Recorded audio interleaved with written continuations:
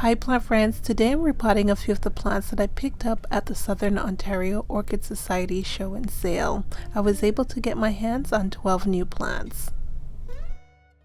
I picked up 2 leafless orchids, the Chilochistas. They don't require repotting, but I want to show you how I'm going to water these beauties every day. These orchids are a little bit more maintenance. They do require soaking every day. I'm going to do that early in the morning, which will allow them to dry out throughout the day and be dry by night. They do like it humid, so I'm going to keep them in a cloche to control how quickly they dry out. First orchid for potting up is the cornu-cervi flava. This one came bare rooted, and I've soaked it for a little bit in some water with a bit of Super Thrive. I'm potting this one up with sphagnum moss, crushed oyster shells, sponge rock, and orchiada bark.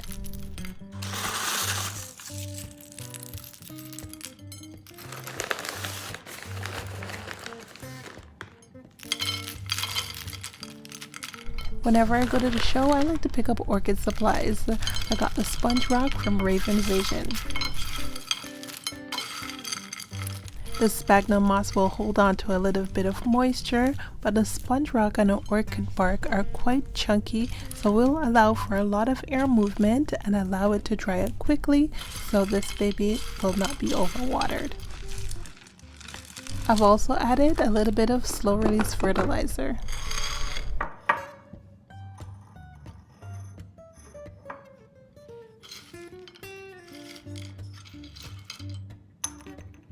I don't use a mesh for the drainage hole. I simply throw a few of the larger pieces of the sponge rock and the bark in the bottom and a little bit of the sphagnum moss.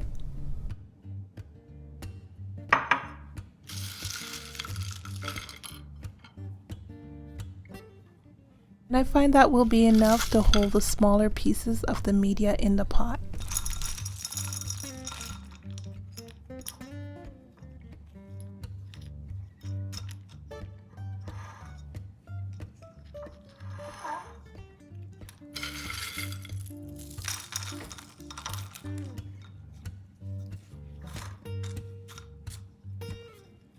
While the plant is getting established and working on its roots, every 3 days or so, I will take a little peek at the roots from the top to see if they're green or silver. If they're silver, I'm going to give it a little bit of a soak. If it's green, I'm not going to water it.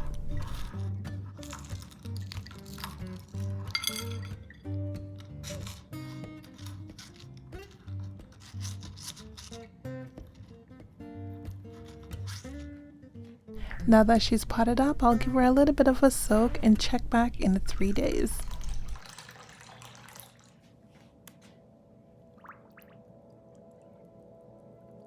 Next is the variegated vanilla orchid. This one's packed tightly in sphagnum moss, so I want her in a little bit more of a chunky mixture where I can control how much water this baby gets.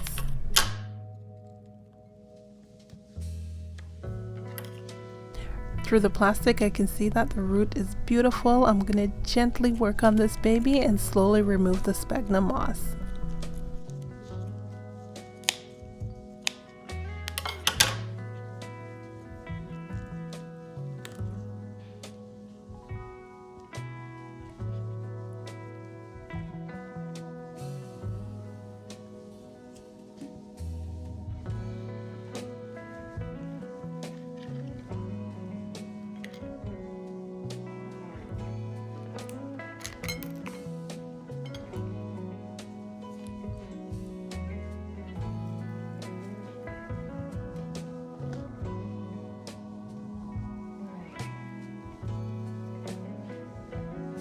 Vanilla orchids can be a bit challenging because they do like a lot of humidity.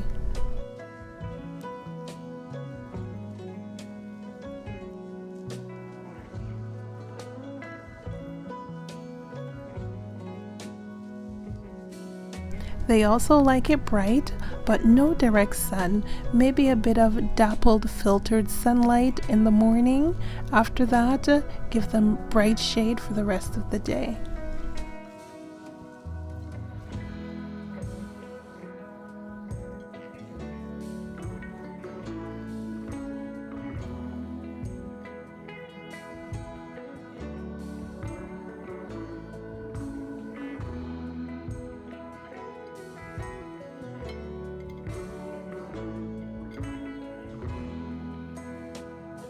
only 2 roots, so I've got to be careful with watering this plant. I'm glad that I'm putting it in a chunky mixture and a clay pot. This will allow me to soak the plant for a few minutes every 3 days, then remove it to completely dry out and repeat the process. With having a chunky mixture in a clay pot, it will allow the plant to dry out completely between watering.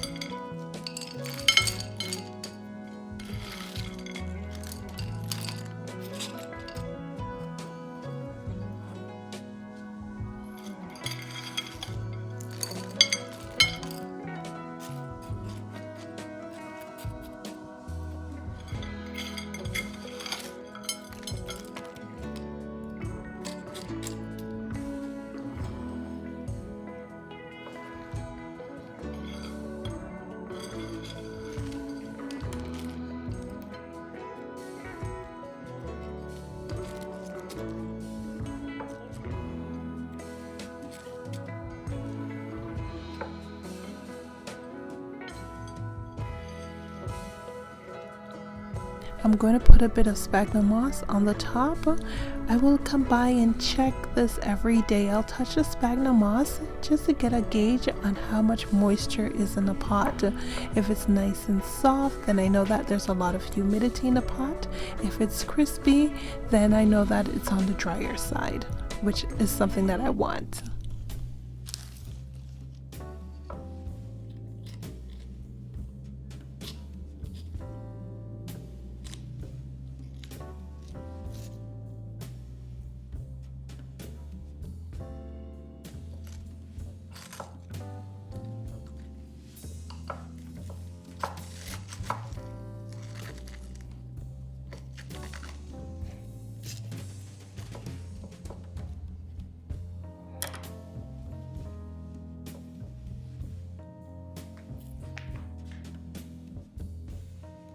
Just from soaking for a few moments, you can see that the sphagnum moss has wicked up quite a bit of water.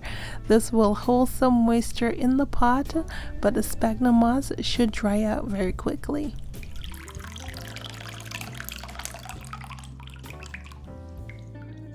With this orchid haul, I find that I am challenging myself, especially with this liparis grossa. It's a new species for me, so I've checked online, and this orchid prefers its media to be moist, so I've opted to pot her up in a plastic pot.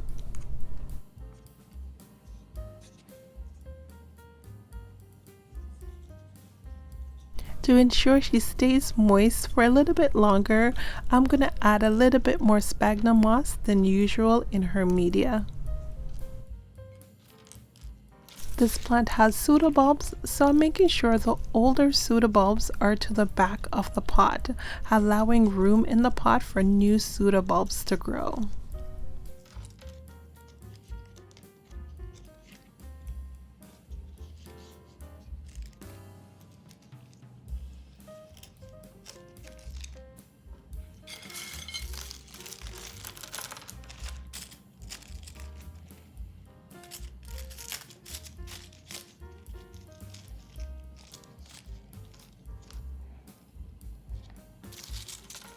From what I've researched, this plant likes low to medium light and it blooms in the fall.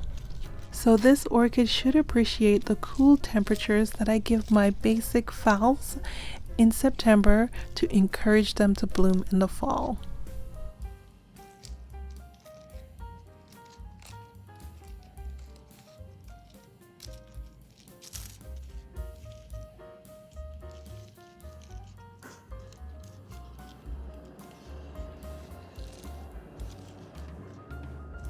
For this one, I'm also adding some sphagnum moss to the top so that it can retain a little bit more moisture longer.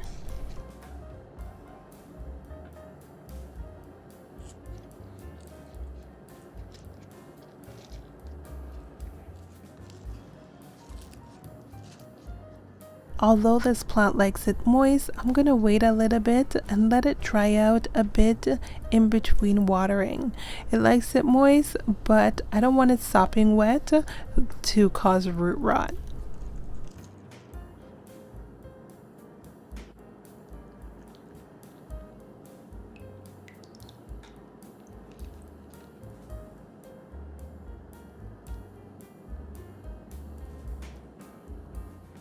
Next up is the Oncidium twinkle. Plant friends, this one is very fragrant. It smells like vanilla. It's a pleasant smelling orchid.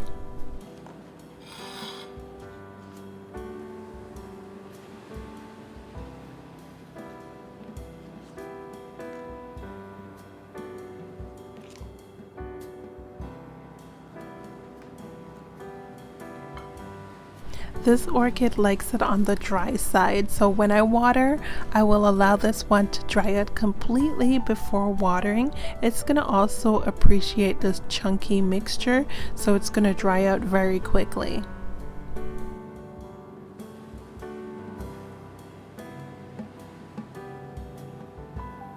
It's a miniature orchid, so it's a space saver. The pseudobulbs are looking quite nice, and this orchid tends to bloom late fall and sometimes early spring, so I might be able to get 2 blooms out of this each year.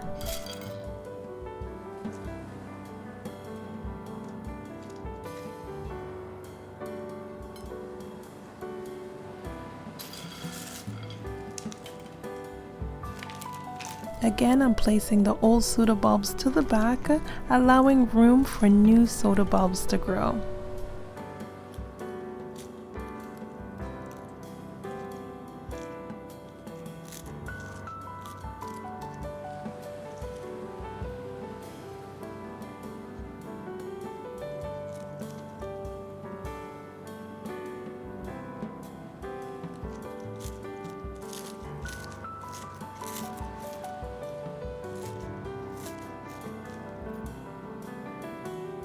The lighting conditions for this one will be bright filtered light.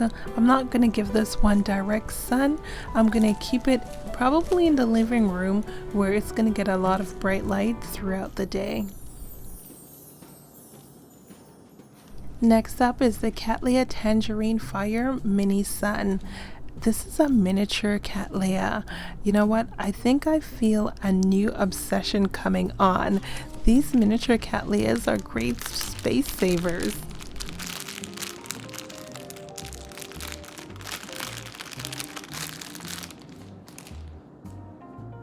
Cattleyas are easy, they're not fussy at all. They don't require a whole lot of humidity, and for watering, I can get away with watering this one once a week by waiting for it to completely dry out before watering.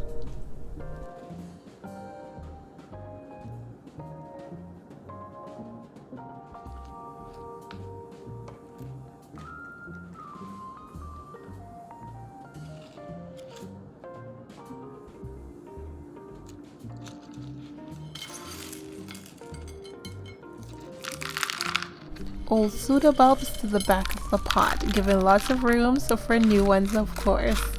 For feed, I'm going to give this slow release fertilizer. I'm starting their first round of slow release fertilizer with this potting, and I'll repeat this every 3 months. Nothing special for the fertilizer, just an all-purpose fertilizer that you'd use for your tomatoes and veggies.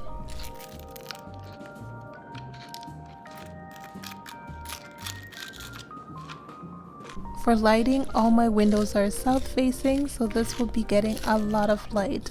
I'm going to do dappled sunlight in the morning, no direct sun for this one.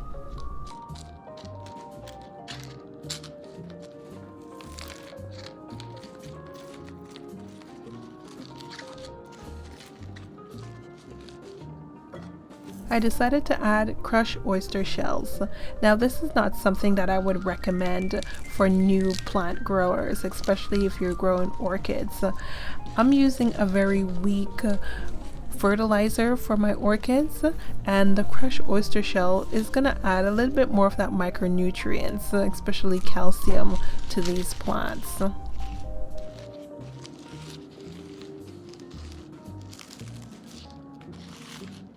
A matter of fact, for new orchid growers, I recommend going with the MSU fertilizer. Those are formulated especially for orchids to give the micronutrients and trace elements that those plants love.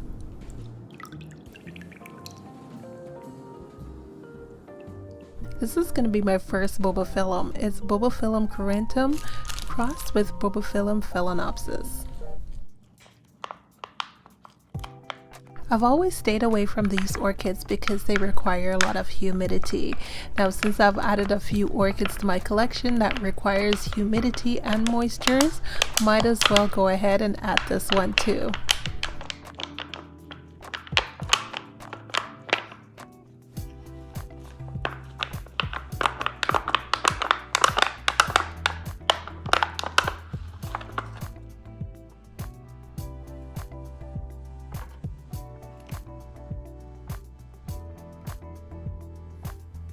This orchid likes it moist, so I'll need to check on this one every day to make sure the roots are staying moist. I don't want it sopping wet, but I want to ensure that it's getting that moisture that it loves.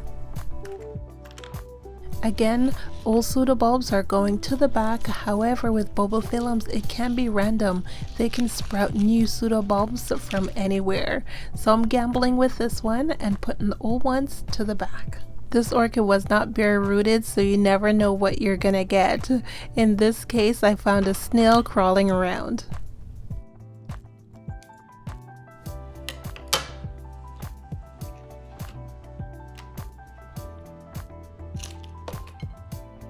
I tried to get at him, but he was a bit too fast. I'll need to add some snail bait once this is potted up.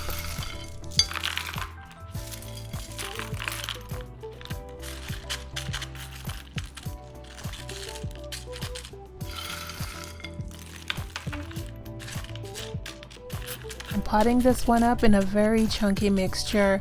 I'm gonna dip this in water probably every day, and I want it nice and chunky so that the water could run out very quickly. I'll only dip it for a minute or two.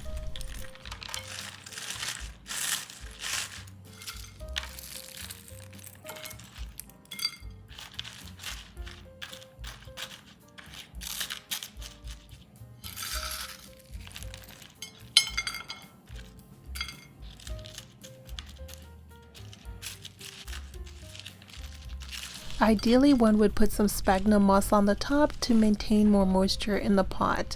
Since I'm new to this and I plan to soak it every day, I want to see a little bit of the roots to make sure the plant is happy. Once it's established and happy, then I'll add some sphagnum moss. Little snail, I've got some yummy treats for you.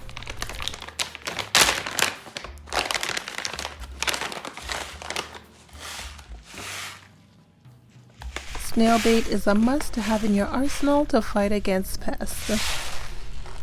Those little critters will eat away all your beautiful orchid roots.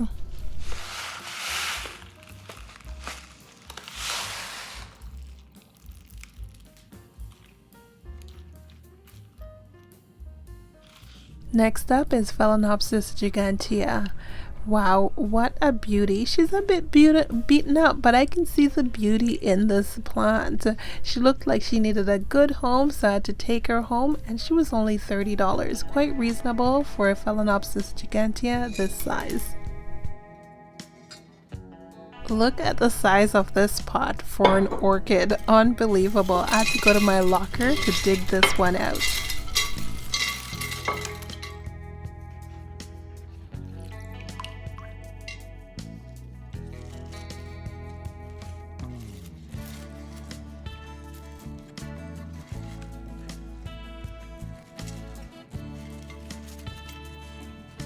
It's going to require a lot of media, so I'm going very chunky on this one.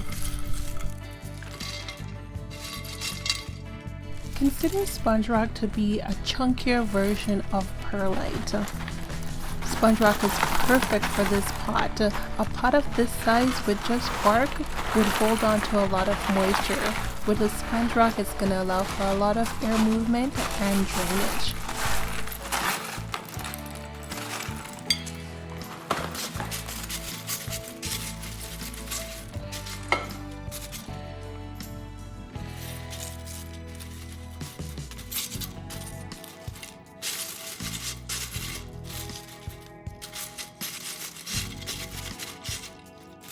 For watering, I'm going to soak this plant once a week for about 10 minutes.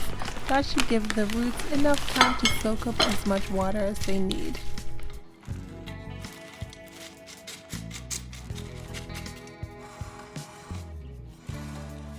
The yellowing on the leaf, I believe that's sun stressing. I believe this orchid was in full sun. So I'm going to continue to give her very bright light. I'm going to put her in the living room where I get a lot of sun, but I'm going to draw the sheer curtains. So she'll be getting a lot of bright filtered light.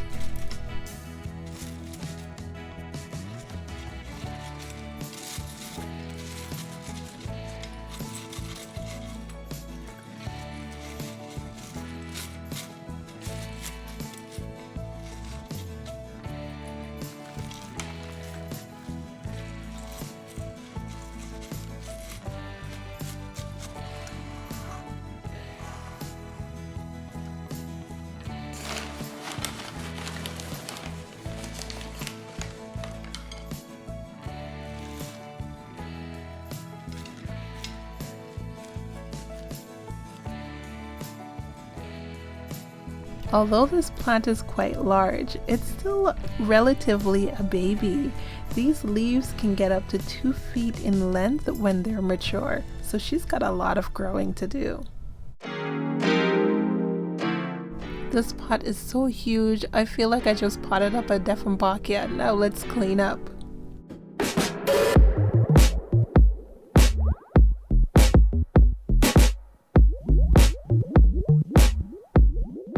Now this is the only plant that I didn't have to pot up. It's the Phalaenopsis tetraspis crossed with phal micholitzII.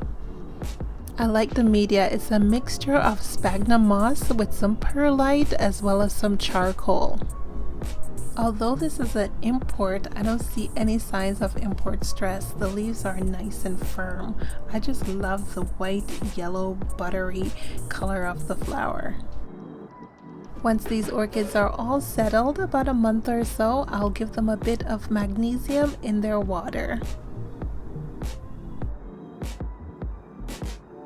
Now let's have a final look at these orchids.